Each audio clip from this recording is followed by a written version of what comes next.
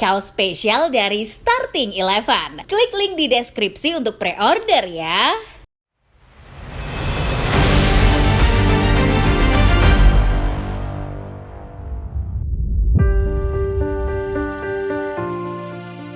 Timnas Malaysia sedang dalam upaya menaikkan ranking FIFA mereka di jeda internasional bulan Oktober 2024 ini.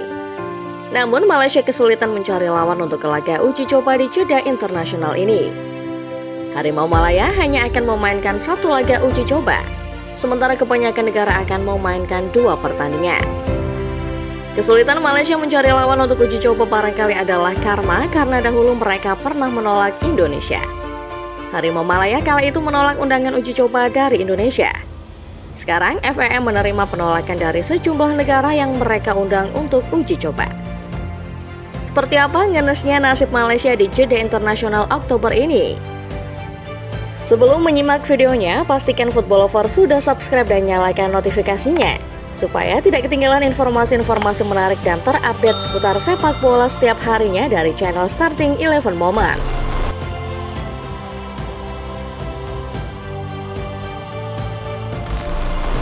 Setahun ke belakang, perkembangan timnas Indonesia memang sedang pesat-pesatnya.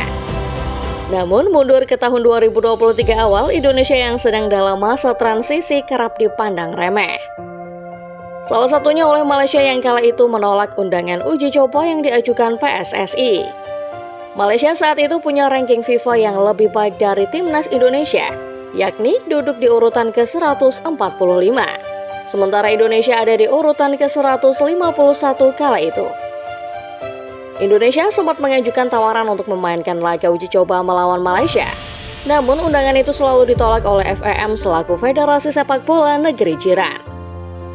Satu hal yang menarik dari penolakan ini adalah pernyataan dari Ketua Kompetisi FEM Firdaus Muhammad. Kala itu sang ketua menyebut kalau Indonesia adalah tim yang belum bermain dengan standar atau level Asia. Menurut Muhammad, hanya Vietnam dan Thailand lah yang punya permainan level Asia. Pernyataan tersebut secara tidak langsung merendahkan harga diri Indonesia yang diam-diam sedang membangun kekuatan baru bersama Sintayong. Selain menyebut Indonesia belum level Asia, FEM juga kabarnya menolak beruji coba dengan Indonesia karena peringkat timnas yang ada di bawah Malaysia. FEM enggan melakukan uji coba dengan negara yang peringkatnya di bawah mereka. Walaupun Presiden FEM Datuk Hamidin bin Moh Amin sudah menyatakan kalau alasan Malaysia menolak Indonesia adalah karena jadwal padat, publik tanah air sudah kadung sakit hati. Pada akhirnya, Indonesia kini berada dalam posisi yang lebih baik. Peringkat FIFA Timnas Garuda bahkan sudah berada di atas Malaysia, yakni di peringkat 129, sementara Malaysia ada di peringkat 132.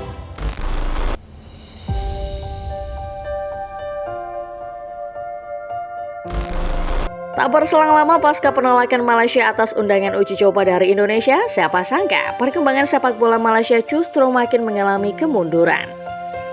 Indonesia sementara itu terus mengerek prestasinya di level Asia. Seiring dengan itu, Malaysia mengalami berbagai masalah, termasuk masalah saat mencari lawan di jeda internasional. Sementara Indonesia sibuk dengan urusan kualifikasi Piala Dunia putaran ketiga, Malaysia mempersiapkan agenda-agenda yang bisa membuat ranking FIFA mereka kembali di atas Indonesia. Sayangnya, Malaysia justru kesulitan mendapat lawan di jeda internasional bulan Oktober ini.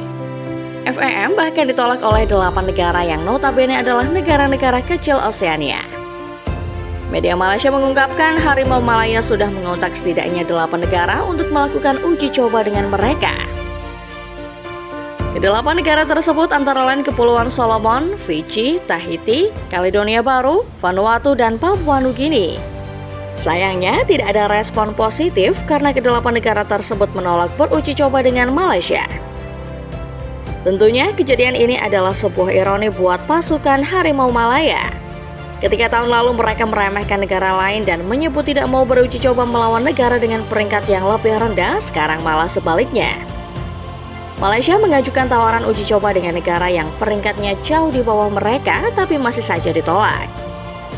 Di sisi lain, menurut Datuk Hamidin selaku Presiden FEM, alasan ke-8 negara tersebut menolak Malaysia adalah karena masing-masing negara sudah disibukkan dengan agenda lain. Lagi-lagi, hal ini menjadi ironi buat FEM. Pasalnya, kata sibuk ini adalah kata yang juga mereka ucapkan sebagai alasan menolak tawaran uji coba Indonesia dulu.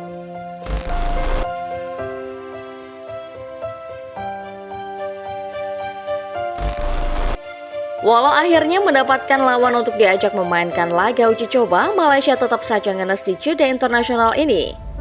Sementara negara lain sibuk dengan agenda-agenda internasionalnya, Malaysia justru super santai.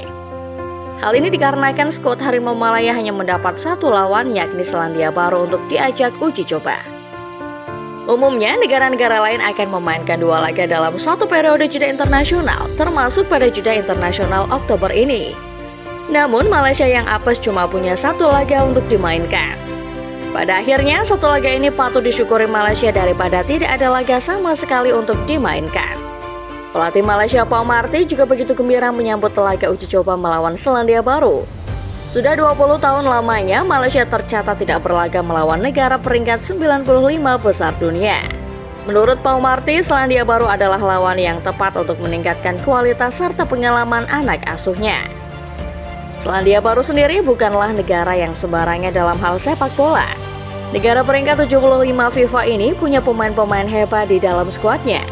Sebut saja Chris Wood yang saat ini bermain bersama Nottingham Forest, Marco Stamenik dari Olympiakos hingga Matthew Garber dari NEC Breda.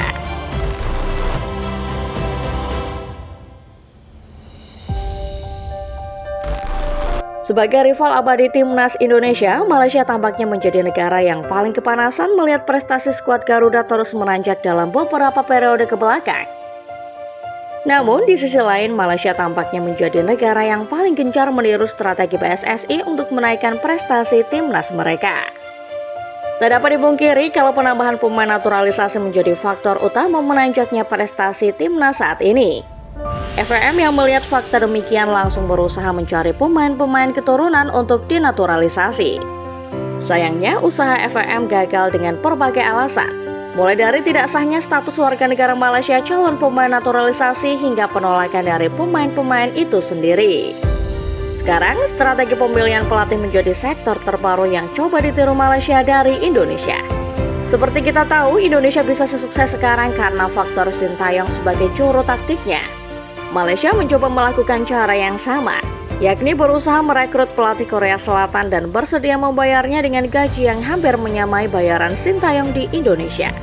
Datuk Moh Yusuf Mahadi selaku perwakilan FVM menyatakan kalau Federasi Malaysia siap mengeluarkan budget mahal untuk mengontrak seorang pelatih bila itu memang diperlukan.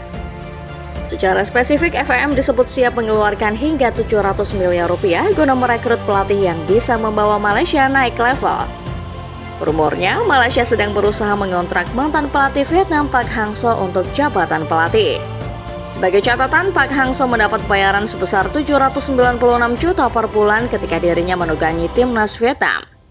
Setidaknya, angka tersebut bisa menjadi patokan FVM terkait besaran gaji sang pelatih jika mereka memang meminatinya. Itulah dia ulasan mengenai Malaysia yang ketiban karma hingga membuat mereka kesulitan mendapat lawan di jeda internasional Oktober ini. Lalu bagaimana menurutmu? Apakah Malaysia masih bisa mengejar Indonesia yang levelnya kini sudah naik menuju level Asia? Komen jawaban Football Lovers di bawah ya.